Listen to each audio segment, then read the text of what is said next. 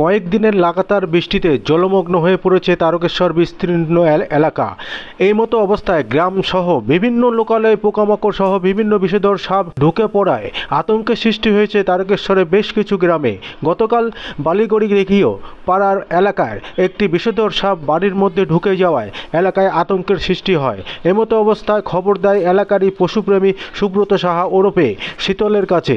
তিনি ঘটনাস্থলে এসে সাপটিকে উদ্ধার করে নিয়ে যান এবং সাপটিকে বনে ছেড়ে দিয়ে আসেন। তারকেশ্বরের থানার বালিগড়ি ওই এলাকায় বাড়ি সুব্রত সাহার, ডাকনাম শীতল। এলাকায় সূত্রে জানা যায় ছোটবেলা থেকেই সাপসহ সমস্ত জীবজন্তুর প্রতি তার একটা অগাধ ভালোবাসা। ছোটবেলায় হেলে সাপ নিয়ে পকেটে পুড়ে বাড়ি চলে আসতেন। বর্তমান তারকেশ্বর থানার এলাকায় কোনো ব্যক্তির বাড়িতে কোনো বিষধর সাপ চলে এলে উদ্ধারে ডাক পড়ে শীতলের। খালি হাতেই সেই সাপগুলিকে ধরে নিয়ে পরিবেশ বন্ধু হিসাবে দূরে নিয়ে গিয়ে জঙ্গলে ছেড়ে আসেন তিনি। এ বিষয়ে তিনি বলেন, পরিবেশের ভারসাম্য যাতে নষ্ট না হয়, সমাজের প্রতি দায়বদ্ধতা থাকে, তারই এই ভালোবাসা।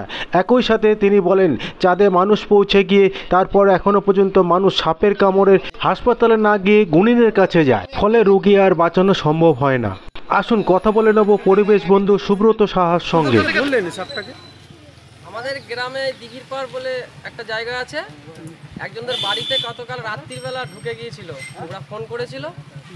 ফোন করার পর দেখি ওদের বাড়ির রান্নাঘরের মধ্যে এটা খুব গর্জন করছে। ভয়ে ওরা কেউ ঘরের মধ্যে ঢুকতে পারছে না। আমাকে খবর দেওয়ার পর আমি গিয়েছিলাম। আর এটা আমি করে থাকি, ওদের কাছে নাম্বার ছিল, ওরা ডাকতে আমি গিয়েছিলাম। গিয়ে এটাকে আমি উদ্ধার করে নিয়ে এসেছি। রাত্রিবেলা একে ছাড়তে পারিনি। এই এখন দিনের বেলা এটাকে ফাঁকা জায়গায় জঙ্গলে ছেড়ে দেবো। এটা তো ধরার সময় খুব বিপজ্জনক অবস্থায় মানে হওয়ার কথা, কারণ এটা তো ছোবল মারলে তো আপনারও কোনো সমস্যা হতে পারে। অ্যাকচুয়ালি দেখুন, সাপ পরিবেশের ভারসাম্য এর আগেও আমি ধরেছি বহুবার, আপনাদের মাধ্যমেই আপনারা দেখিয়েছেন।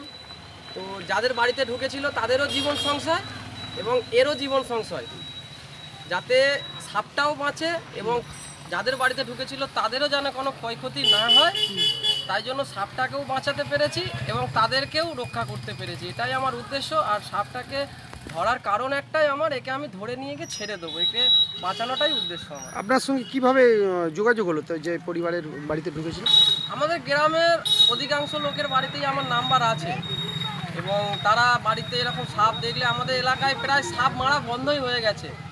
ওরা দেখতে পেলেই আমাকে একবার ফোন করেন। যদি আমি বাড়িতে থাকি, কাজকর্ম বাদ দিয়ে যদি বাড়িতে থাকি, আমি গিয়ে সঙ্গে সঙ্গে সেটাকে উদ্ধার করে তাকে আবার অন্যত্র জঙ্গলে তাকে ছেড়ে দিই। হঠাৎ এই হবিটা কি করে আপনার জন্য? তাই এটা আমি আগেও বলেছি, এটা আমার একটা নেশা, ভালো লাগা। মানে এদের প্রতি যে সাপ একটা ভারসাম্য, এদেরকে বাঁচাতে হবে, ভারসাম্য রক্ষা করতে গেলে, সেই জন্যই আমার বারে বারে এই কাজ করা। কি করেন পরবর্তী সময়?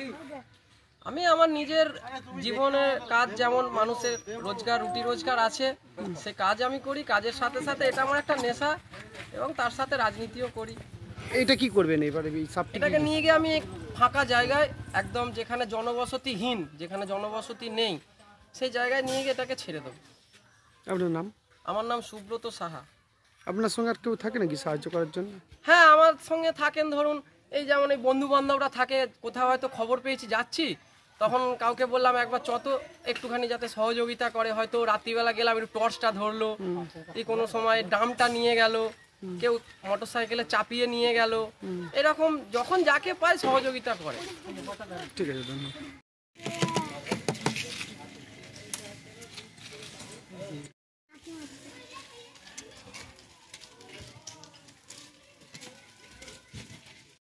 ঠান্ডা হয়ে যা। রেকর্ডিং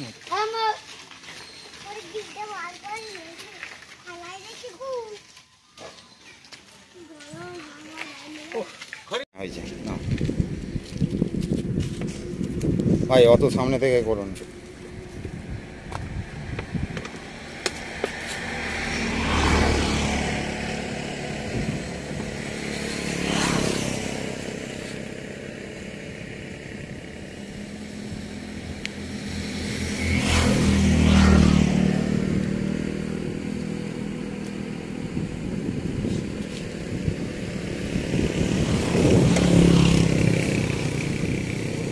ওই চলে গেল।